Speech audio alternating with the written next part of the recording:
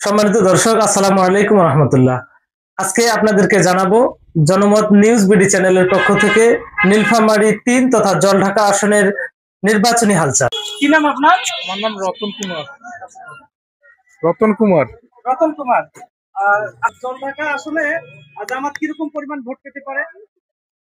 জামাতের ভোট বেশি আছে অবশ্য, 70 মানে বেশি পাবে আর কি। 70 এরও বেশি পাবে। আচ্ছা, জলঢাকা আসনে জামাতের প্রার্থী কে? ওনার ওবায়দুল্লাহ সালাফি। ওবায়দুল্লাহ সালাফি ভাই।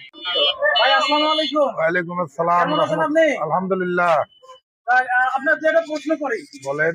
এবারে জাতীয় সংসদ নির্বাচনে জলঢাকায় সবচেয়ে কোন দল বেশি এগিয়ে আছে? জামাত। জামাত ইসলামী। আচ্ছা, এই আসলে জামাতের প্রার্থী কে? ওবায়দুল্লাহ ইসলাম সালাফি।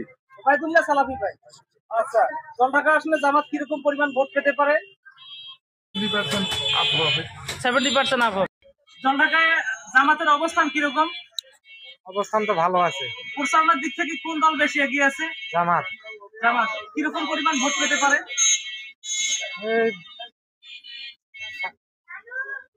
প্রচুর পরিমাণে। বিপুল পরিমাণে। আচ্ছা, জলঢাকা জামাতের প্রার্থীর নাম বলতে পারবেন? ওবায়দুল্লাহ সালাফি। ওবায়দুল্লাহ সালাফি। আচ্ছা, ধন্যবাদ।